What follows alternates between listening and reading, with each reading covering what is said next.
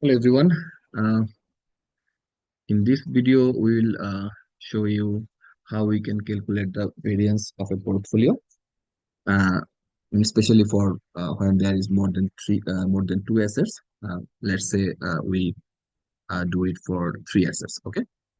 So let's do it in a hypothetical example. I'm just making this number just to help you understand how we can calculate when there is more than two assets, maybe three, four, five. But usually in your exam, you can see for the assets for three. All right. So this is the formula for your when there is a two assets. Based on this, we can calculate when there is a three assets. I just put some numbers for expected return, standard deviation of each of the assets, and their weight. So it's like 40% for asset A, 30% weight for B, and there is 30% for the asset C. And we also have some correlation here. This is also hypothetical number here, how they correlate with A and B, A and C.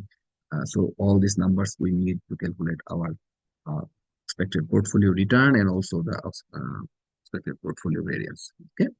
So for the expected portfolio return, in our earlier video, we did by multiplying the return and their associated probability. But here, when we uh, have to calculate the expected return for the portfolio, we usually consider weight of each of the stock, right?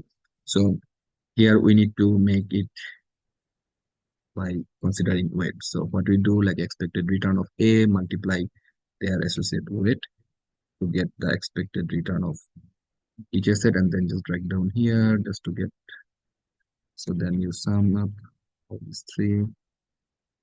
So you will get the 10% is your expected return portfolio. Okay. This is straightforward. Just multiply expected return and weight. So the tricky part is when you calculate the variance term, because now you have to consider the correlation of asset between A and B, B and C, and also A and C, right? So the easy part is if you calculate it in two part, right? The first part is the square one, right? And the second one is the covariance term, like how it correlate with one to the asset. So that's why I separated it in two columns to calculate the square part first, and then we will calculate the second part. Okay. So if you look at here, this is for the asset A, this is for asset B, and their covariance. But we need asset 3 as well. But at least we can do it in the same way, right? So let's do for the first part. So for the variance term, what the formula? We have to do the weight of A square, right? So let's say this weight, we made the square of it, and then we multiply it with their square of standard deviation. So it makes standard deviation square, and thus we get the value of A. And just to drag down here. So this is your variance term, right? For the first part, for three of the asset. So we have done this left side of the left portion of your equation, right? The first portion of the equation. All right. So we can just sum up here for three of the assets. Okay. Now the second part, covariance term. Now we have to cross check with A and B, B and C, and A and C. So what's the formula to, okay, so let's first try for A and B. Okay. So to multiply, then we need our weight of A. So say weight of A, then we need weight of B, weight of B, and then we need the correlation of A and B, right? So the correlation of A and B is zero point 0.3. Click here, and then we need sigma 1 and sigma 2. So for standard deviation of A, standard deviation of B. Okay, so this is my covariance term. The second part of the equation is here, right? We can't drag down here because we have to now do separately for different asset. Let's do for now A and C. So you can do it any order. I mean, you can just now write it B and C or A and C.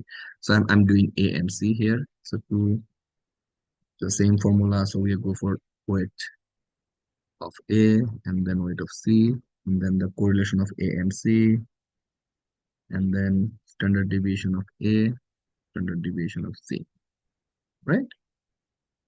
Okay, so the last remaining part, B and C.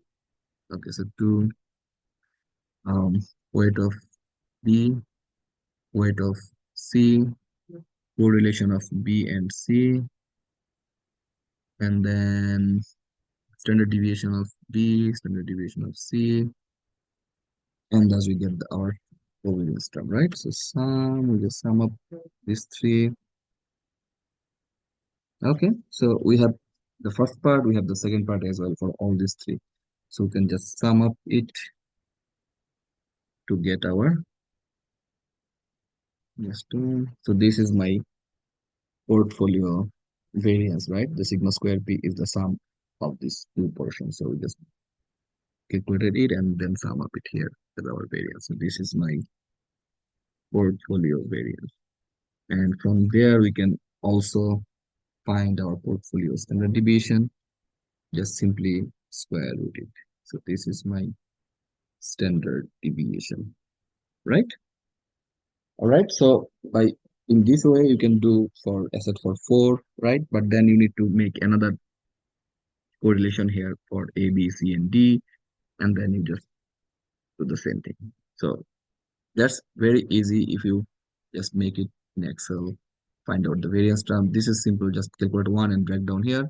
The only thing you have to do the covariance term manually. And once you got the formula, you can just put it there and you will get your expected values. Okay. All right. Best of luck.